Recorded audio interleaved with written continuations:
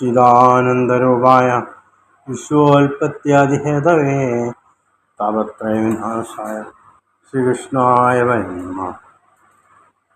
ഒന്നോഹദേവാസ്തവായ നാരായണീയം ശ്രീമന്നാരായണീയം ദശകം 67 ഗോപീഗർവ പ്രശമനം. വൃത്തം ഉപേന്ദ്രപ്രജ. സ്ഫുരത്പരാനന്ദരസാത്മകേന ത്വയാ സമാസാദിതഭോഗലീലാ അസീമമാനന്ദഭരം പ്രപന്ന മഹാന്തമാപുർ മദമംബുജാക്ഷ്യ നിലീയതേ സോമയി മയ്യമായം രമാവതിർ വിശ്വമനോഭിരാമ ഇതി സ്മ സർവാകലിതാഭിമാന നിരീക്ഷ്യ ഗോവിന്ദ തിരോഹിതോ ഭോ. രാധാഭിധാം താവദജാതഗർവ അതിപ്രിയാം ഗോപവധും മുരാരേ ഭവാനുപാദായ ഗതോ വിദൂരം തയാ സഹ സ്വൈരവിഹാരകാരി തിരോഹിതേ സത്വയി ജാതതാപാ സമം സമേതാ കമലായതാക്ഷ്യ വനേ വനേ ത്വാം പരിമാർഗയന്ത്യോ വിഷാദമാപുർ ഭഗവന്നപാരം. ഹാ ചൂത ഹാ ചമ്പകകർണികാര ഹാ മല്ലികേ മാലിതി ബാലവല്യ കിം വീക്ഷിതോ നോ ഹൃദയകചോര ഇത്യാദി താസ്ത്വൽപ്രവണാവിലേപോ. നിരീക്ഷിതോയം സഖി പങ്കജാക്ഷ പുരോ മമേത്യാകുലമാലബന്ധി ത്വാം ഭാവനാ ചക്ഷുഷി വീക്ഷ്യകാചിൽ താപം സഖീനാം ദ്വിഗുണീചകാര. ത്വദാത്മികാസ്താ യമുനാതടാന്തേ തവാഞ്ചക്രുസ്കില ചേഷ്ടിതാനി വിജിത്യ ഭൂയോപി തഥൈവ മാനാൽ ത്വയാ വിമുക്താം ദദൃശുശ്ച രാധാം. തതസ്സമം താവിപിനെ സമന്താ തമോദാരാവധി മാർഗയന്ത്യ പുനർവിമിശ്ര യമുനാതടാന്തേ ഭൃശം വിലേപുശ്ച ജഗുർഗുണാംസ്തേ. തഥാ യഥാ സങ്കുലമാനസാനാം പ്രജാംഗനാനാം കരുണൈകസിന്ധോ ജഗത്രയീ മോഹനമോഹനാത്മാ ത്വം സാധുരാസീരൈ മന്ദഹാസി. സന്ദിഗ്ധ സന്ദർശനമാത്മകാന്തം ത്വാം വീക്ഷ്യതന്വയ സഹസാ തദാനീം കിം കിം ന ചക്രു പ്രമദാദിഭാരാൽ സത്വം ഗദാൽ പാലയ മാരുദേശ. നാരായണീയം 67 ദശകം ഇതോടുകൂടി അവസാനിക്കുന്നു. സർവത്ര ഗോവിന്ദാമസങ്കീർത്തനം. ഗോവിന്ദ ഗോവിന്ദ.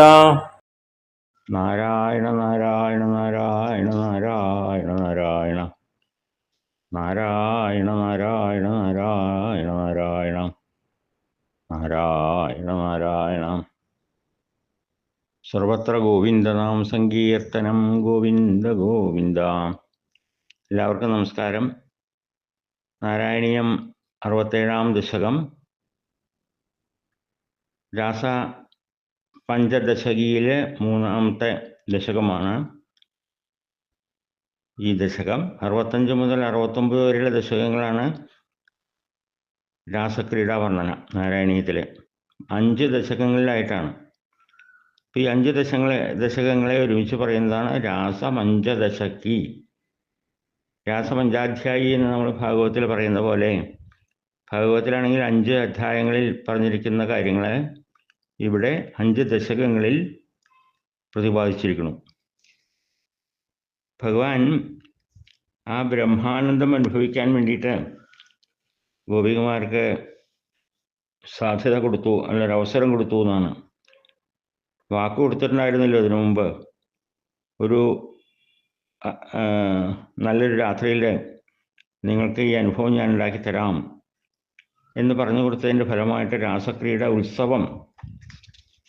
ഒരു ഉത്സവമായിട്ട് നിറവേറ്റുവാനായിട്ട് ഭഗവാൻ ഗോപികുമാരോട് തയ്യാറായതാണ്. ഗോപികുമാർക്കും വളരെയധികം സന്തോഷമായി. ഭഗവാന്റെ ഓടക്കുഴൽ നാദം അതെല്ലാം കേട്ടിട്ട് എല്ലാവരും ഭഗവാനിൽ ആകൃഷ്ടരായി ഓടി ഓടി വന്നു എന്നാണല്ലോ. അവനവൻ്റെ ഗൃഹത്തിൽ നിന്ന് ഓടി ഓടി വന്ന് സാധാരണ നിലയ്ക്കുള്ളൊരു ബോധം പോലും ഇല്ലാത്തൊരവസ്ഥയിൽ എത്തിച്ചേർന്നു അവരെന്നൊക്കെ നമ്മൾ 65 ദശകത്തിലും ഒക്കെ കാണണ്ടേ. അങ്ങനെ അമ്പാടിയിലെ സുന്ദരിമാരോട് കൂടെ ഭഗവാൻ കടാക്ഷം പൊഴിച്ചുകൊണ്ട് എല്ലാവർക്കും ആനന്ദം പകർന്നു കൊടുത്തുകൊണ്ട്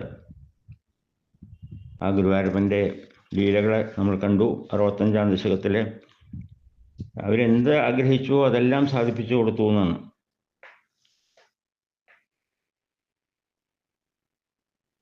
എന്നാൽ ഈ മഹർഷിമാര് മുനീശ്വരന്മാരൊക്കെ ഇത്തരം ലീലകൾ കണ്ടിട്ട് പറഞ്ഞു എന്നാണ്, ഈ കുലവസുക്കളുടെ ധർമ്മത്തെ പറ്റിയൊക്കെ സംസാരിച്ചു എന്നാണ് അവർ. പക്ഷേ ഭഗവാനാണെങ്കിൽ ധർമ്മത്തിൽ നിന്ന് തെറ്റാതെ ഒന്നിലും ആസക്തിയില്ലാത്തവനായി നിഷ്കളങ്കനായിക്കൊണ്ട് ഈ ഗോപികുമാരെ സന്തോഷിപ്പിച്ചു എന്നർത്ഥം. യാതൊരു വിധത്തിലുള്ള ധർമ്മച്യുതിയും അവിടെ ഉണ്ടായിട്ടില്ല. അങ്ങനെയുള്ള ഭഗവാൻ ഗോപികൾക്ക് വേണ്ടി അവരോട് കൂടി മനസ്സലിഞ്ഞുകൊണ്ട് കാളിന്തിയുടെ മണൽത്തട്ടിൽ ഇഷ്ടം പോലെ ക്രീഡിക്കുക, അതാണ് ഉണ്ടായത്. അങ്ങനെ എല്ലാത്തിനും ഭഗവാൻ വശഗതനായി എന്ന് മനസ്സിലായപ്പോൾ ഗോപികുമാർക്കൊരു ഗർവുണ്ടായി എന്നാണ്. സ്ഫുരൽപരാനന്ദരസാത്മകേനാം ത്വയാ സമാസാദിതഭോഗലീലാം അസീമമാനന്ദഭരം പ്രപന്നാ മഹാന്തമാപുർ മതമംപുജാക്ഷ്യാം. സ്ഫുരൽ പരാനന്ദരസാത്മകേന ത്വയാം, പരാനന്ദ രസാത്മകേന, പരമാനന്ദമായിട്ടുള്ള രസസ്വരൂപനായിട്ടുള്ള പരമാനന്ദ അനുഭവസ്വരൂപനായിട്ടുള്ള ഭഗവാനോടുകൂടി സമാസാദിത ഭോഗലീലാം, ആ ക്രീഡിക്കാൻ അവസരം ലഭിച്ചതുകൊണ്ട് ഏതു വിധത്തിലും ഭഗവാൻ തനിക്ക് സമ്മതനായി എന്നുള്ള ഭാവത്തിൽ അതില്ലാത്തൊരു ആനന്ദം ഗോപികുമാർ അനുഭവിച്ചു. അസീമം ആനന്ദഭരം പ്രപന്ന അംബുജാക്ഷ്യ. എന്നിട്ട് വലിയ, അപ്പോൾ ഉള്ളിൻ്റെ ഉള്ളിൽ അറിയാതെ ഒരു മതം ഉണ്ടായി എന്നാണ്. അവരറിയാതെ തന്നെ അവരുടെ ഉള്ളിലൊരു അഹങ്കാരം, അഹംബോധം ഉണ്ടായി. ഏവം ഭാഗവത്തിൽ പറയണ്ടല്ലോ, 29ാം അധ്യായത്തിൽ ദശമം പൂർവാർത്ഥത്തിൽ 29ാമത്തെ അധ്യായത്തിൽ 47ാം ശ്ലോകം. ഏവം ഭഗവത കൃഷ്ണാൻ ലബ്ധമാനാ മഹാത്മന ആത്മാനം മേനിരേ സ്ത്രീണാം മാനിന്യോഭ്യധികം ഭുവി എന്നുള്ള ശ്ലോകം. അങ്ങനെ തന്നെ ആശ്രയിച്ചവരുടെ എല്ലാ അഭീഷ്ടങ്ങളും സാധിപ്പിച്ചു കൊടുത്തപ്പോൾ പൊതുവെ സ്ത്രീകളിൽ ഉണ്ടാകുന്ന ഒരു തരം മതം എന്നുള്ള ഒരു അഹംബോധം, അഹങ്കാരം എന്ന് തന്നെ പറയാം. അത് ഓരോരുത്തർക്കും ഉണ്ടായെന്നർത്ഥം. തൻ്റെ സൗന്ദര്യത്തിലും തൻ്റെ ഗുണങ്ങളിലും ആകർഷിക്കപ്പെട്ടിട്ടാണ് കൃഷ്ണൻ തനിക്ക് വശംവദനായി തീർന്നത് എന്ന് ഓരോരുത്തരും വിചാരിച്ചു എന്നാണ്. തങ്ങൾക്ക് തുല്യങ്ങളായിട്ടുള്ള വേറെ സ്ത്രീകൾ, സുന്ദരികളായിട്ടുള്ള സ്ത്രീകൾ വേറെ ഇല്ല എന്നെല്ലാം അവർ തെറ്റിദ്ധരിച്ചു. ഇപ്പം ഭഗവാന്റെ സാക്ഷാത്കാരം കിട്ടിയെന്ന് പറഞ്ഞു കഴിഞ്ഞാൽ ഗോപികളുടെ മനസ്സിലുണ്ടായിരുന്ന ആഗ്രഹം സഫലീകൃതമായി എന്നേ അതിനർത്ഥമുള്ളൂ.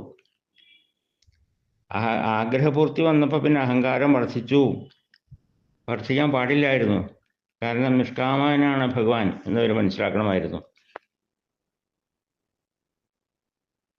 അവർക്ക് അവരുടെ സൗന്ദര്യമോ അവരുടെ ശരീരത്തിൻ്റെ ഭംഗിയോ ഒന്നും കണ്ടിട്ടല്ല ഭഗവാൻ ഇത്തരം പ്രവൃത്തികൾക്ക് തയ്യാറായത് എന്നവർ മനസ്സിലാക്കേണ്ടതായിരുന്നു. പക്ഷെ അതവർ മനസ്സിലാക്കിയില്ല എന്നർത്ഥം. അപ്പോഴാണ് ഭഗവാൻ പെട്ടെന്ന് അവിടുന്ന് അപ്രത്യക്ഷനായത്. നിശ്ചലമായിട്ടുള്ള ഭക്തി കൊണ്ടാണല്ലോ ഭഗവാനെ കാണാനായിട്ട് ഇടവന്നതും. അപ്പോൾ എല്ലാം എന്തൊക്കെയാണ് താൻ ആഗ്രഹിച്ചിരുന്നത് അതൊക്കെ സാധിക്കാൻ ഇടവന്നതും. ഗോപികുമാർക്ക് സാധിക്കുകയും ചെയ്തു. ഭഗവത് സംഗമം മൂലം എല്ലാ ആഗ്രഹങ്ങളും നിറവേറിക്കിട്ടി. പ്രാരംഭത്തിൽ അവർ രതി എന്നുള്ളൊരു ആശ അവർക്കുണ്ടായിരുന്നു, ഇല്ല എന്ന് പറയാൻ പറ്റില്ല. പക്ഷെ അവർക്ക് അതിലധികവും ഭഗവാനിൽ നിന്ന് സാധിച്ചു എന്നർത്ഥം. ആനന്ദലബ്ധിക്ക് ഇനി എന്ത് വേണം എന്ന് പറയുന്ന മാതിരി ഉള്ളൊരു അനുഭവമാണ് അവർക്കുണ്ടായത്. ഏതൊരു ഫലം ഇവർ ആഗ്രഹിച്ചിട്ടാണോ ഭഗവാനെ ആരാധിച്ചത്, ഭഗവാൻ അവർക്ക് ആ ഫലം മാത്രമല്ല അതിലധികവും അധികരിച്ച ഫലവും കൂടി നൽകിയതാണ്. അപ്പോൾ അവർക്ക് കിട്ടിയ ആനന്ദം, അലൗകികമായിട്ടുള്ളൊരു ആനന്ദം, അത് അവർക്ക് അനുഭവപ്പെട്ടു. അങ്ങനെ ആനന്ദം അനുഭവിച്ചു കൊണ്ടിരിക്കുന്ന ഗോപികമാർക്ക് പിന്നീടും ശരീരബോധം ഉണ്ടായി എന്നുള്ളത് അത് ശരിയല്ല എന്ന് പറയാണ്. അങ്ങനെ ഉണ്ടാകാൻ പാടില്ലായിരുന്നു. അപ്പോൾ അന്ധകരണത്തിൽ മാലിന്യങ്ങളുണ്ട് എന്നല്ലേ അതിൻ്റെ അർത്ഥം. അന്ധകരണം ശുദ്ധമാണെങ്കിൽ ആ ആനന്ദലഹരിയിൽ അങ്ങനെ ആറാടിക്കൊണ്ടിരിക്കാമായിരുന്നു. അപ്പോൾ അവിടെ തോന്നി തൻ്റെ സൗന്ദര്യത്തിൽ അടിപ്പെട്ടു പോയി ഭഗവാൻ എന്ന് തോന്നിയപ്പോൾ അവർക്ക് ശരീരബോധം ഉണ്ടായി എന്നല്ലേ അർത്ഥം. ആ ശരീരബോധത്തിനെ അകറ്റാൻ വേണ്ടിയിട്ട്, അങ്ങനെ തോന്നാതിരിക്കാൻ വേണ്ടിയിട്ട് ഭഗവത് സാക്ഷാത്കാരം ഉണ്ടായത് ഇപ്പം ഇല്ലാതെയാക്കി എന്നർത്ഥം. ശരീരാഭിമാനം ഉണ്ടെങ്കിൽ ഭഗവത് സാക്ഷാത്കാരം സാധിക്കില്ല എന്ന് ഇവിടെ കാണിക്കുന്നു. അപ്പോൾ നിശ്ചലമായിട്ടുള്ള ഭക്തി തനിക്ക് ഉണ്ടായി എന്ന് തോന്നുക, അതേപോലെ തന്നെ ഭഗവാൻ തനിക്ക് സ്വാധീനനായി എന്നുള്ള വിചാരം ഉണ്ടാകുക, അതൊക്കെ ഒരു ഭക്തനുണ്ടായിക്കഴിഞ്ഞാൽ വളരെയധികം ശ്രദ്ധിക്കണം എന്ന് പറയുകയാണ്. അല്ലെങ്കിൽ എന്താവും, ഈ ഒരു അഹംഭാവം ഉണ്ടായതുകൊണ്ട് അവർക്ക് ഭഗവാനെ തൽക്കാലം നഷ്ടപ്പെട്ടു. ബഹുകാലം അനവധികാലം ആഗ്രഹിച്ച ഒരു കാര്യം, അധ്വാനിച്ച് കിട്ടിയിട്ടുള്ള കണ്ടുകിട്ടിയ ഭഗവാന്റെ സാന്നിധ്യം, അത് നഷ്ടപ്പെടുകയും ചെയ്തു തൽക്കാലം. അപ്പോൾ ഇവിടെ പറയുന്നു, രണ്ട് തരം ശൃംഗാരഭാവങ്ങളുണ്ടെന്ന് പറയാണ്. സംഭോഗ ശൃംഗാരമുണ്ട്, വിപ്രലംഭ ശൃംഗാരവുമുണ്ട്. സംഭോഗ ശൃംഗാരം എന്ന് പറഞ്ഞു കഴിഞ്ഞാൽ ഭഗവാന്റെ സാന്നിധ്യം കൊണ്ട് ശരീര സാന്നിധ്യം കൊണ്ട് കിട്ടുന്ന സന്തോഷം, ആനന്ദം. എന്നാൽ വിപ്രലംഭ ശൃംഗാരമാണെങ്കിൽ അകന്നു നിന്ന് കിട്ടുന്ന അവസ്ഥയിൽ ഉണ്ടാകുന്ന ആനന്ദം. അതിൽ വിപ്രലംഭ ശൃംഗാരമാണ് കൂടുതൽ പ്രകാശിക്കുന്നത് സംഭോഗ ശൃംഗാരത്തെക്കാൾ എന്ന് ഗോപികമാർക്ക് മനസ്സിലാക്കി കൊടുക്കുകയാണ് ഇവിടെ.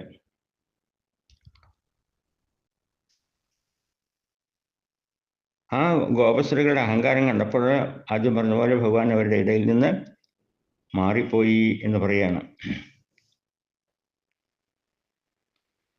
താസാം തൽ സൗഭഗവതം വീക്ഷ്യമാനം ച കേശവ പ്രശമായ പ്രസാദായ തത്രൈവാന്തരധീയത എന്ന് ഭാഗവത്തിൽ പറയണു.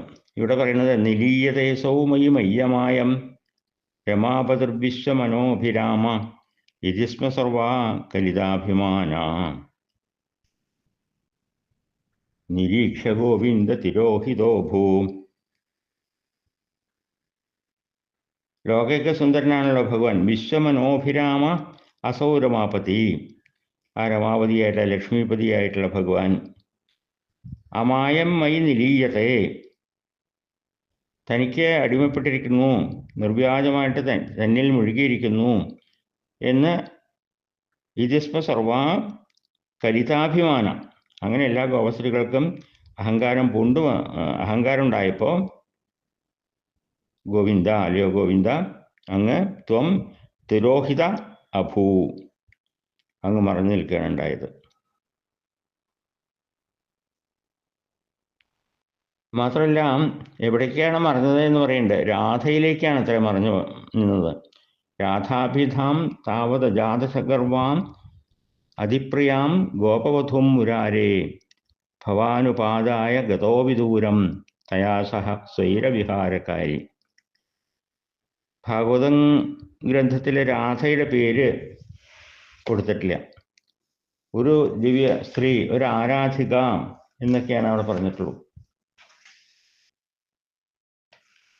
ആ ആരാധിക എന്നുള്ളത് രാധയെ ഉദ്ദേശിച്ചിട്ടാണ് എന്നാണ് പണ്ഡിതന്മാരൊക്കെ അവിടെ വ്യാഖ്യാനിക്കുന്നത്.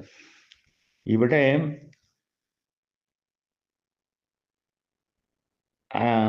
ഈ ഗോപിമാർക്കുണ്ടായിട്ടുള്ള അഹങ്കാരം, രാധാഭിധാം ഗോപവധും ഉപാദായാം, അങ്ങനെ ഒരു ഗർവം, ഒരു അഹങ്കാരം രാധയ്ക്ക് ഉണ്ടായിട്ടില്ല എന്നാണ്.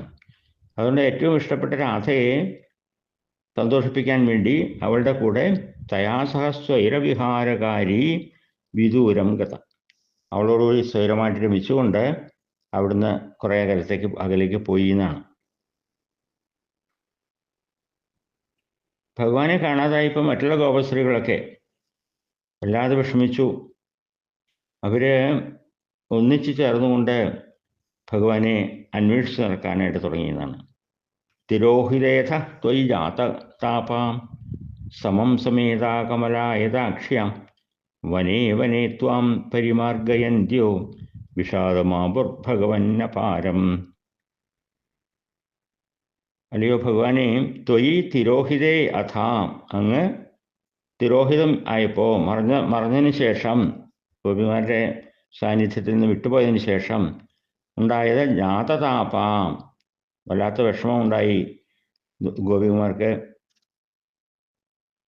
അവരെല്ലാവരും കൂടി ചേർന്ന് കമലായതാക്ഷ്യ സമം സമേത അവർ എല്ലാവരും ഒരുമിച്ച് ചേർന്നുകൊണ്ട് വനേ വനേ ത്വാം പരിമാർഗയന്ത്യാം, വനേ വനേ, ഓരോ കാടിൻ്റെ ഓരോ മുക്കിലും മൂലയിലും ഭഗവാനെ അന്വേഷിച്ചുകൊണ്ട് വല്ലാതെ സങ്കടത്തിൽ അങ്ങനെ നടന്നു പോകുന്ന രാത്രി. അപാരം വിഷാദം ആപു, വല്ലാത്ത വിഷാദത്തിലായി എന്ന് പറയാണ്. വിഷ്ണുസ്കന്ധം 30-ാമത്തെ അധ്യായത്തിൽ ഉണ്ടായിട്ടുള്ള വിഷയങ്ങളെ പറ്റി അത് സംഗ്രഹിക്കുകയാണ് ഇതിൽ. ഇവിടെ എല്ലാ വൃക്ഷലതാദികളോടും ചോദിക്കുന്നതായിട്ട് കാണാം. ഹാ ചൂത ഹാ ചമ്പക കർണികാരാം ഹാ മല്ലികേ മാലതിബാലവല്യാം കിം വീക്ഷിതോ നോ ഹൃദയൈകചോരാം ഇത്യാദി താസ്വൽ പ്രവണാഭിലേപൂ. ഭാഗവതത്തിലാണെങ്കിൽ കുറേ ശ്ലോകങ്ങളുണ്ട്, 5-6 ശ്ലോകങ്ങൾ ഇത് തന്നെയാണ് ചോദിച്ചുകൊണ്ടിരിക്കുകയാണ്. ദുഷ്ടോവകച്ചിതശ്വദ്ധ പ്ലക്ഷജ്ഞഗ്രോധനോ മനാം നന്ദസൂനുർഗതോ ഹൃത്വാം പ്രേമഹാസാവലോകനൈ. നന്ദസൂനു, നന്ദഗോപരുടെ പുത്രനായിട്ടുള്ള ഉണ്ണിക്കണ്ണൻ ഇതിലെങ്ങാനും പോകുന്നത് നിങ്ങൾ കണ്ടോ എന്ന് ചോദിക്കുകയാണ്. ഈ ഓരോ വൃക്ഷങ്ങളോടും അശ്വത്ഥ, പ്ലക്ഷ, നിഗ്രോധം, ഇവരങ്ങനെയുള്ള ഓരോ വൃക്ഷങ്ങളോടും, അരയാലിനോടും പേരാലിനോടും ഒക്കെ ചോദിക്കുകയാണ്, ഉണ്ണിയെ കണ്ടു, ഉണ്ണിക്കണ്ണനെ കണ്ടുവോ എന്ന് അന്വേഷിച്ചുകൊണ്ട് അവർ അനുമതി തെരച്ചിൽ നടത്തിയ അധ്യായം മുഴുവൻ, 30-ാമത്തെ അധ്യായം മുഴുവൻ അതിനുവേണ്ടി ഉപയോഗിച്ചിരിക്കുന്നു ഭാഗവതത്തിൽ. ഇവിടെയാണെങ്കിൽ ഇതാ ചൂത, ചമ്പക, കർണികാരാം, മല്ലിക, മാലതി, തേന്മാവ്, ചമ്പകം, കണിക്കൊന്ന, മുല്ല, അങ്ങനെയുള്ള എല്ലാ വൃക്ഷങ്ങളോടും ചെറുവള്ളികളോടും ഒക്കെ ഞങ്ങളുടെ ഹൃദയത്തെ അപഹരിച്ച ഉണ്ണിയെ കണ്ടു എന്നാണ് ചോദിക്കുന്നത്. എന്നാൽ ഹൃദയക ചോരാം, ഞങ്ങളുടെ ഹൃദയത്തെ കവർന്നെടുത്ത ആ ചോരനെ നിങ്ങൾ കണ്ടുവോ എന്നാണ് ചോദിക്കുന്നത് യഥാർത്ഥം. അപ്പോൾ 30-ാമത്തെ അധ്യായം ഭാഗവതം 30-ാമത്തെ അധ്യായം സംഗ്രഹിച്ച് ഒരു ശ്ലോകത്തിൽ ഇവിടെ മേൽപ്പത്തൂർ പട്ടതിരിപ്പാട് അതിന് സംഗ്രഹിച്ചിരിക്കുന്നു.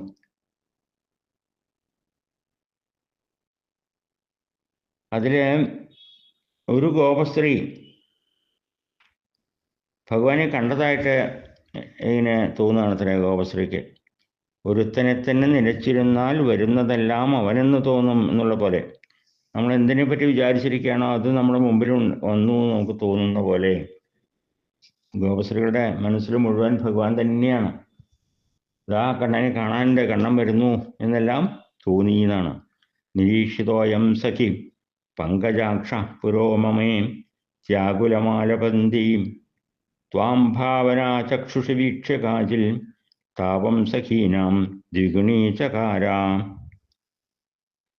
തൻ്റെ മനസ്സിൽ കണ്ടൊരു പ്രതിബിംബത്തെ അത് ആ മുമ്പിൽ കണ്ടതായിട്ട് തെറ്റിദ്ധരിച്ചുകൊണ്ടാണ് ഒരു ഗോപസ്ത്രീ പറയാണ്, കാജിൽ ത്വം ഭാവനാചക്ഷുഷി വീക്ഷ്യ, തൻ്റെ ഭാവനയിൽ തൻ്റെ സങ്കല്പത്തിൽ കണ്ടിട്ട് സഖി അയം പങ്കജാക്ഷ മപുര നിരീക്ഷിത, ഇത് തോഴിയോട് പറയാണ്, തോഴി കണ്ടില്ലേ കൃഷ്ണനെ ഞാൻ എൻ്റെ മുമ്പിൽ കണ്ടു, നീ കണ്ടില്ലേ എന്നാണ്. സഖീനാം താപം ദ്വിഗുണീചകാര, അതാണ് കേട്ടപ്പോഴേക്കും കൂട്ടുകാരികൾക്കൊക്കെ അവരുടെ ഉണ്ടായ ദുഃഖത്തേക്ക് ഇരട്ടിപ്പിച്ചു എന്ന് പറയാണ്. അല്ലെങ്കിലേ വിഷമത്തിലിരിക്കുന്ന ഗോപസ്ത്രീകളോട് കൃഷ്ണനെ കണ്ടില്ലേ എന്ന് ചോദിച്ചു കഴിഞ്ഞാൽ കണ്ടില്ല എന്ന് പറയാൻ അവർക്ക് വിഷമം. വീണ്ടും വീണ്ടും കൃഷ്ണന്റെ സ്മരണ മനസ്സിൽ അവരെ വേദനിപ്പിച്ചുകൊണ്ടിരുന്നു. അങ്ങനെ ഗോപസ്ത്രീകളെ ഭഗവാനെ തന്നെ ധ്യാനിച്ചുകൊണ്ട് ഒരു തന്മയീഭാവത്തിലായി എന്നർത്ഥം. ത്വദാത്മികാസ്താ യമുനാ തടാന്തേ തവാനുചക്രു കില ചേഷ്ടിതാനി വിജിത്യ ഭൂയോപി തഥൈവ മാനാൽ ത്വയാ വിമുക്തം ദർശിശ്ചരാധാം. ത്വദാത്മികാത്താം ഭഗവാനെപ്പറ്റി ചിന്തിച്ചുകൊണ്ട് മനസ്സിലെപ്പോഴും കൃഷ്ണരൂപം മാത്രമേ ഉള്ളൂ. കൃഷ്ണനായിട്ട് തന്മയീഭവിച്ച ആ ഗോപസ്ത്രീകൾ യമുനാതടാന്തേ തവ ചേഷ്ടിതാനി അനുചക്രു, കാളിന്തി തീരത്ത് അങ്ങ് കാട്ടിയ ഓരോ ലീലകളും അങ്ങയുടെ ചേഷ്ടകളെ പ്രവൃത്തികളെ അനുചക്രു അനുകരിച്ചു എന്ന് പറയാണ്. പൂതനാമോക്ഷം, ശകടാസുരവധം, തൃണാവർത്തം നിഗ്രഹിക്കല്, ഉലൂഖലബന്ധനം മുതലായിട്ടുള്ള കൃഷ്ണന്റെ ബാലലീലകളൊക്കെ ഗോപസ്ത്രീകൾ അനുകരിച്ചു എന്ന് ഭാഗവതത്തിലൊക്കെ അത് 5-8-9 ശ്ലോകങ്ങളിൽ അങ്ങനെ വർണ്ണിക്കുന്നുണ്ട്. ഓരോ ലീലകളും കൃഷ്ണന്റെ ലീലകളും അനുകരിച്ചുകൊണ്ട് ഈ ഗോപസ്ത്രീകള്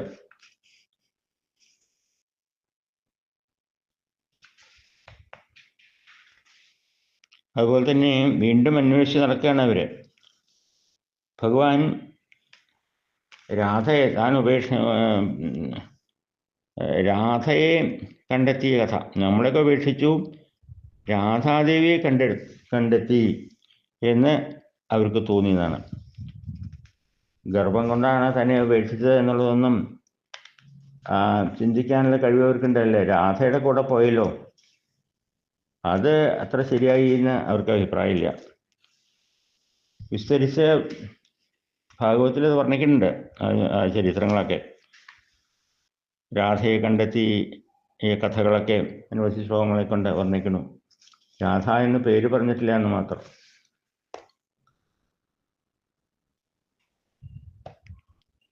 ത്വയാ വിമുക്താം ദർശിച്ച രാധാം, അങ്ങനെ ഗർഭം കൊണ്ട് തന്നെ ഉപേക്ഷിച്ച കൃഷ്ണൻ രാധയെ കണ്ടു, രാധയുടെ കൂടെ പോയി എന്നാണ് എന്ന് വിചാരിച്ചുകൊണ്ട് അവരെല്ലാവരും കൂടി ഇരുട്ട് സന്ധ്യാവുന്നതുവരെ ഭഗവാനെ തിരഞ്ഞുകൊണ്ട് അങ്ങനെ കാളിന്തി തീരത്തിൽ ചെന്ന് ഇരുന്നു കൊണ്ട് ഭഗവാന്റെ ഗുണങ്ങളെയൊക്കെ വർണ്ണിച്ചുകൊണ്ടിരിക്കുകയാണ്. അപ്പോഴാണത്രേ അവർക്ക് ഗോപികാഗീതം എന്നുള്ള ആ ഗീതം ഭഗവത്തിൽ വിസ്തരിച്ച് പറഞ്ഞിട്ടുണ്ടല്ലോ. ഇവിടെ അങ്ങനെ സൂചിപ്പിക്കണം മാത്രമല്ല, ആ 31-ാമത്തെ അധ്യായം അങ്ങനെ ഗോപികുമാര് വിലേപു എന്നേ പറയുള്ളൂ. വിലേപുശാം, ഭഗവാന്റെ ഗുണഗണങ്ങളെ വാഴ്ത്തി പാടി എന്ന് പറയുന്നേ ഉള്ളൂ ഇവിടെയൊക്കെ. തതഃ സമം വിപിനെ സമന്താൽ, വിപിനെ കാട്ടിലെ എല്ലാ ദിക്കിലും ഇരുട്ട് വരുന്നവരെ കണ്ണനെ തിരഞ്ഞു നടന്നിട്ട് ഗോപസ്ത്രീകളെ യമുനാതടാന്തേ വിമിശ്രാം, വീണ്ടും കാളിന്തി തീരത്തിൽ തന്നെ വന്നിരുന്ന് എല്ലാവരും കൂടി ഇരുന്ന് ഭൃസം വിലേപു, വല്ലാതെ കരഞ്ഞു. തേ ഗുണാൻ ജഗു ച, അങ്ങയുടെ ഗുണങ്ങളെ വാഴ്ത്തി പറയുകയും ചെയ്തു എന്നർത്ഥം. ഈ ഗോപികാഗീതത്തിലും 31-ാമത്തെ അധ്യായത്തിൽ പറയുന്ന ശ്ലോകങ്ങൾ, അതാണ് അവിടുത്തെ ഗോപികുമാരുടെ വിലേപം.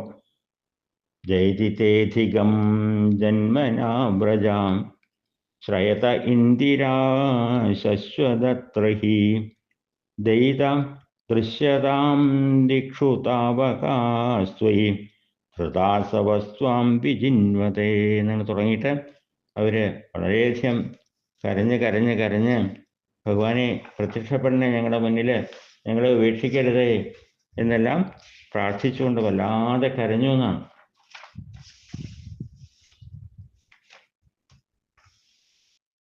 അപ്പോഴാണ് ഗോപികുമാരുടെ ഹൃദയത്തിലെ ആ നിഷ്കളങ്കത ഭഗവാനെ നല്ലപോലെ മനസ്സിലായി. വേഗം ഭഗവാൻ അവരുടെ മുന്നിൽ പ്രത്യക്ഷപ്പെട്ടു എന്നാണ്. താസാം ആവിരഭൂത്സൗരി സ്മയമാന മുഖാംബുജാം പീതാംബരധരസ്രഗ്വി സാക്ഷാൻ മന്മഥനായിട്ടുള്ള ഭഗവാൻ ആ ഗോപസ്ത്രീകളുടെ മുന്നിൽ പ്രത്യക്ഷപ്പെട്ടു എന്ന് ഭാഗവത്തിൽ പറയണു. ഇവിടെ പറയണു തഥാ വ്യഥാസങ്കുലമാനസാനാം പ്രജാംഗനാനാം കരുണൈക സിന്ധോ ജഗത്രൈ മോഹനമോഹനാത്മാ ത്വം പ്രാദുരാസീരൈ മന്ദഹാസി താസാം ആവിരഭൂത്സൗരി എന്നുള്ളതിന് പകരം ഇവിടെ കാരുണ്യക്കടലായിട്ടുള്ള ഭഗവാൻ ഐ കരുണൈക സിന്ധോ ത്വം, കാരുണ്യ സിന്ധുവായിട്ടുള്ള ഭഗവാൻ തഥാ വ്യഥാസങ്കുല മാനസാനാം വ്രജാംഗനാനാം, വല്ലാത്ത വിഷമത്തിൽ സങ്കടം നിറഞ്ഞുകൊണ്ടിരിക്കുന്ന ഗോപസ്ത്രീകളുടെ മുന്നിൽ അവർക്ക് അവരുടെ അഹങ്കാരഭാവമൊന്നും അവർക്ക് തോന്നിയില്ല. തനിക്കൊരു അഹങ്കാരവും ഉണ്ടായി എന്നുള്ള ബോധമൊന്നും അവർക്കില്ല. അവർക്ക് നിഷ്കളങ്കമായിട്ടുള്ള ഭക്തി മാത്രമേ ഉണ്ടായിരുന്നുള്ളൂ. ആ കണ്ണനെ തൻ്റെ കണ്ണൻ്റെ സാമീപ്യം അനുഭവപ്പെടാതെ വന്നപ്പോൾ ഉണ്ടാകുന്ന വിഷമം, ആ വിഷമത്തിൽ അവർ കരഞ്ഞുകൊണ്ട് പാടി. അതിൻ്റെ ഫലമായിട്ട് അത് കണ്ട് മനസ്സിലാക്കിയ ഭഗവാൻ, അത് കേട്ട് മനസ്സിലാക്കിയ ഭഗവാൻ ജഗത്രൈ മോഹനമോഹനാത്മാ, ജഗത്രയായിട്ടുള്ള മൂന്ന് ലോകങ്ങളെയും മയക്കുന്ന കാമദേവനേക്കാൾ സുന്ദരനായിട്ടുള്ള ഭഗവാൻ മന്ദഹാസി പ്രാദുരാസി പുഞ്ചിരിച്ചുകൊണ്ട് അങ്ങനെ പ്രത്യക്ഷപ്പെടാനുണ്ടായത്. അതങ്ങോട്ട് കണ്ടപ്പോൾ പിന്നെ ഗോപിമാർക്ക് പിന്നെ എന്താണ്, തം വിലോക്യ ആഗതം പ്രേഷ്ടം പ്രേത്യുൽഭുല്ലദിശോബലാം ഉത്തസ്വരീകവൾ സർവാസ്തൻവ പ്രാണവിവാഗതം. ആ പ്രാണപ്രിയനെ പ്രത്യക്ഷപ്പെട്ട് കണ്ടപ്പോൾ ഓരോരുത്തരും ഓരോ വിധത്തിലുള്ള പ്രവർത്തികളാണത്രേ ചെയ്തത്. ചില ഗോപിമാർ സൂക്ഷിച്ചു നോക്കി. ഉള്ളിലുള്ള അവർക്ക് തോന്നിയ ആ സന്തോഷം കാരണം അവരുടെ കണ്ണുകളൊക്കെ നന്നായിട്ട് വികസിച്ചു. ഇതുവരെ കാണാതിരുന്ന സാമീപ്യം അനുഭവപ്പെടാതിരുന്ന ആ വിരഹം കൊണ്ടുണ്ടായിരുന്ന ദുഃഖം, അതിൻ്റെ ഫലമായിട്ട് എഴുന്നേൽക്കാൻ പോലും ശക്തിയില്ലാതെ ക്ഷീണിച്ചിരുന്നു. എങ്കിലും അവർ ഭഗവാനെ കണ്ടപ്പോൾ പെട്ടെന്ന് ചാടി എഴുന്നേറ്റു. പല വിധത്തിലുള്ള ചേഷ്ടകളും അവർ കാണിച്ചു എന്നാണ്. എന്താണ് അവൻ്റെ ഉള്ളിലുണ്ടായ സന്തോഷമെന്ന് വർണ്ണിച്ച് ഫലപ്പെടുത്താൻ സാധിക്കില്ല. സന്ദിഗ്ധ സന്ദർശനം ആത്മകാന്തം ത്വാം വീക്ഷിതന്വ്യ സഹസാ തദാനീം കിം കിം ന ചക്രു പ്രമദാദിഭാരാൽ സത്വം ഗതാൽ പാലയമാരുതേശാം. അങ്ങനെ പലതരം ചേഷ്ടകളും കാണിച്ചുകൊണ്ടാണ് ഭഗവാനെ അവർ സ്വീകരിച്ചതെന്നർത്ഥം. സന്ദിഗ്ധ ദർശനം ആത്മകാന്തം ത്വാം, ഇനി കാണുമെന്ന് നിശ്ചയമുണ്ടായിരുന്നില്ല അവർക്ക്. ഭഗവാൻ അപ്രത്യക്ഷനായപ്പോൾ എന്തോ തങ്ങൾക്ക് തെറ്റുപറ്റിയിട്ടുണ്ട്, തങ്ങളുടെ പ്രവൃത്തികളിൽ അബദ്ധം പറ്റിയിട്ടുണ്ടെന്ന് മനസ്സിലായി എന്നല്ലാതെ വീണ്ടും ഭഗവാൻ തങ്ങളുടെ അടുത്തേക്ക് വരുമെന്ന് അവർക്ക് പ്രതീക്ഷയുണ്ടായിരുന്നില്ല. അതുകൊണ്ടാണ് സന്ദിഗ്ധ സന്ദർശനം എന്ന് പറയുന്നത്. വീണ്ടും കാണുമോ എന്ന് പോലും പെട്ടിരുന്ന ഭഗവാന്റെ ആ സാന്നിധ്യം പെട്ടെന്ന് കാണാനാണല്ലോ ഉണ്ടായത്. സഹസാ വീക്ഷ്യ, പെട്ടെന്ന് കണ്ടപ്പോൾ തന്വ്യ തദാനീം, ഗോപശ്രീകള് അപ്പോൾ പ്രമദാദിഭാരാൽ, പ്രമാദം കൊണ്ട്, പ്രമദം എന്ന് പറഞ്ഞ സന്തോഷം കൊണ്ട്, സന്തോഷാതിശയത്താൽ കിം ന ചക്രു, എന്തൊക്കെ ചെയ്തില്ല എന്ന് ചോദിക്കുകയാണ്. എന്ന് പറഞ്ഞാൽ പലതും ചെയ്തു എന്നർത്ഥം. ചെയ്യണതിന് ഇന്നതേ ചെയ്തുള്ളൂ അങ്ങനെയില്ല. അനുഭവത്തിൽ അവർക്ക് ചെയ്യാവുന്നതൊക്കെ ചെയ്തു. ഭഗവാനെ തൻ്റെ സ്വന്തമായി എന്നുള്ള മാതിരി കാജിൽ കരാംബുജം ശൗര്യർ ജഗൃഹേഞ്ജലിനാമുദ കാജിദ്ധാര തൽബാഹുവം സയേ ചന്ദനഭൂഷിതം. ഭഗവാന്റെ തോളത്ത് കയ്യൊക്കെ വെച്ചുകൊണ്ട് നിൽക്കുക ചില ഗോപസ്ത്രീകളെ. കാജിരഞ്ജലിനാഗൃഹത്തന്മീ താമ്പൂരതർവിതം ഏകാതതം ഘൃകമലം സന്തപ്താസ്തനയോരഥാൽ. ഭഗവാന്റെ താമ്പൂലം, ഭഗവാൻ ശ്രവണം ചെയ്തുകൊണ്ടിരുന്ന താമ്പൂലത്തെ അതെടുത്ത് തൻ്റെ വായിലേക്ക് ഇടുക. ഇങ്ങനെ വേണ്ട എന്തെല്ലാം. ഏകാ ഭ്രുകുടിമാബധ്യ പ്രേമസംരംഭവിഖുലാം ക്ഷന്തി വൈക്ഷൽ കടാക്ഷേപൈ സന്ദർഷ്ടദശനച്യുത. പുരികൊക്കെ എന്നെ വളച്ചുകൊണ്ട് ഒരു ജാതി ദേഷ്യമല്ല, ദേഷ്യഭാവം ഇല്ലല്ലോ, എന്നാലും ദേഷ്യഭാവം എന്നുള്ള ഭാവത്തിൽ നോക്കി എന്നാണ് കൃഷ്ണൻ. ഇത്ര ഞങ്ങളിൽ നിന്ന് വിട്ടുപോയല്ലോ എന്നുള്ള ഭാവത്തിൽ തൻ്റെ പ്രിയൻ ഏറ്റവും ഇഷ്ടപ്പെട്ട ആളാരാണെങ്കിലും ആ പ്രിയനോട് ഒരു വിഷമം തോന്നുമ്പോൾ ഉണ്ടാകുന്നൊരു നോട്ടമുണ്ടല്ലോ, ഒരു ഏകബിംബ അനുഭവം ഉണ്ടായി എന്നാണ് നമ്മൾ പറയുന്നത്. ബിംബോകം എന്നൊക്കെ പറയാൻ. അതിപ്രിയനായിരുന്നുവെങ്കിലും ആ അദ്ദേഹത്തിൻ്റെ പ്രവൃത്തി കൊണ്ട് തനിക്ക് നേരിട്ടിരുന്ന ആ ഒരു വിഷമം, ഗർവം, അതിൻ്റെ ഫലമായിട്ട് പ്രിയനോടുണ്ടായിട്ടുള്ള ഒരു അനാദരത്വം, അത് ഈ നായിക പ്രകാശിപ്പിച്ചു. അതിൻ്റെ ഫലമായിട്ട് പ്രിയനാണെങ്കിൽ ഇങ്ങനെയൊക്കെ കാണിച്ചാലും ശരി, ഈ പത്നിയെ പറ്റിയിട്ട് തെറ്റിദ്ധാരണയൊന്നും ഉണ്ടാവില്ല, അനാദരമൊന്നും ഉണ്ടാവില്ല എന്നർത്ഥം. ഇങ്ങനെ അനാദരം അഭിനയിച്ചു കാണിച്ചു എന്ന് മാത്രമേ പറയാൻ പറ്റുള്ളൂ. അത് ശൃംഗാരരസത്തെ വീണ്ടും വീണ്ടും പുഷ്ടിപ്പെടുത്തുന്നു എന്നേ നമുക്ക് പറയാൻ പറ്റുള്ളൂ എന്നർത്ഥം. അങ്ങനെയുള്ള പല വിധത്തിലും, ഇതിപ്പോൾ ഒരു ഉദാഹരണം പറഞ്ഞു മാത്രം, അങ്ങനെ പല വിധത്തിലുള്ള അനുഭവങ്ങളാണ്, പ്രകടനങ്ങളാണ് കാഴ്ചവെച്ചത് ഓരോരോ ഗോപസ്ത്രീകളും. വിസ്തരിച്ച് വർണ്ണിക്കുന്നുണ്ട് 32-ാം അധ്യായത്തിൽ ഭാഗവതത്തിലെ ഈ ഓരോ ഗോപസ്ത്രീകളുടെയും പ്രകടനത്തെപ്പറ്റി. ഏതായാലും ഇവിടെ ഈ ഗോപസ്ത്രീകളുടെ പ്രേമചാപല്യം കുറച്ചും കൂടി അടുത്ത ദശകത്തിൽ വിസ്തരിച്ച് വർണ്ണിക്കുന്നുണ്ട്. ഗോപികളുടെ പരമാഹ്ലാദം എന്ന് പറഞ്ഞുകൊണ്ട് അടുത്ത ദശകത്തിൽ താമരക്കണ്ണനെ കണ്ടപ്പോൾ ഗോപസ്ത്രീകൾക്കുണ്ടായിട്ടുള്ള അവരുടെ പരമാനന്ദ അവസ്ഥ, അവർ അമൃതധാരയിൽ മുങ്ങിക്കുളിച്ചവരെ പോലെയായി എന്നൊക്കെ വർണ്ണിച്ചുകൊണ്ട് അവർ ചെയ്തിട്ടുള്ള ഓരോ ചേഷ്ടകളും, ചില ചേഷ്ടകൾ അവിടെ വർണ്ണിക്കുന്നുണ്ട്. പ്രേമാനന്ദ ചേഷ്ടകൾ എന്നൊക്കെയാണ് അവിടെ പറഞ്ഞിരിക്കുന്നത് അതിനെ പറ്റിയിട്ട്. ഏതായാലും ഗോപികുമാരുടെ നിഷ്കളങ്കമായിട്ടുള്ള ഭക്തി അത് മനസ്സിലാക്കണമെങ്കിൽ സാധാരണ ഒരു രാസക്രീഡ സ്ത്രീകളും പുരുഷന്മാരും തമ്മിൽ ഉള്ള ഒരു കളി എന്നൊന്നും വിചാരിക്കുന്നവർക്ക് സാധിക്കില്ല, മനസ്സിലാക്കാൻ സാധിക്കില്ല.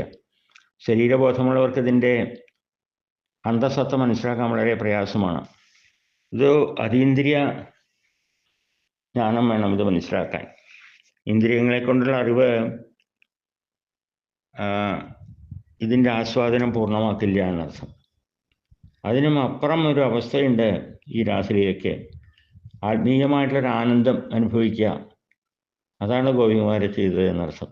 യോഗീശ്വരന്മാർ പോലും നേടിയെടുക്കാൻ അനവധി കാലം തപസ് ചെയ്ത് നേടിയെടുക്കുന്നൊരവസ്ഥയുണ്ടല്ലോ, അങ്ങനെയൊരു അവസ്ഥയിലാണ് ഗോപികുമാർ അവർക്ക് ഭഗവാനിൽ നിന്ന് കിട്ടിയ രാസക്രീഡാനുഭവം. ഒരു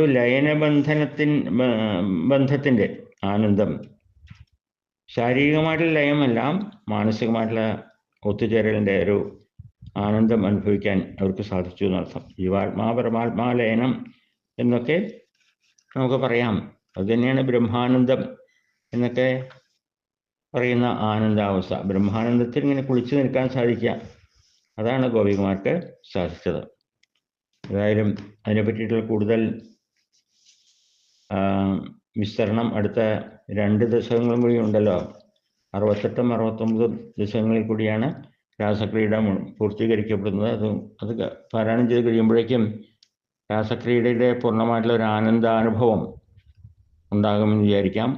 അതുണ്ടാകാനായിട്ട് പ്രാർത്ഥിക്കുന്നു. എല്ലാ വാക്കുകളും ഇത് ഇവിടെ ഉപസംഹരിക്കുകയാണ്. എല്ലാവർക്കും നന്മ നേർന്നുകൊള്ളുന്നു. സർവത്ര ഗോവിന്ദനാം സങ്കീർത്തനം. ഗോവിന്ദ ഗോവിന്ദ.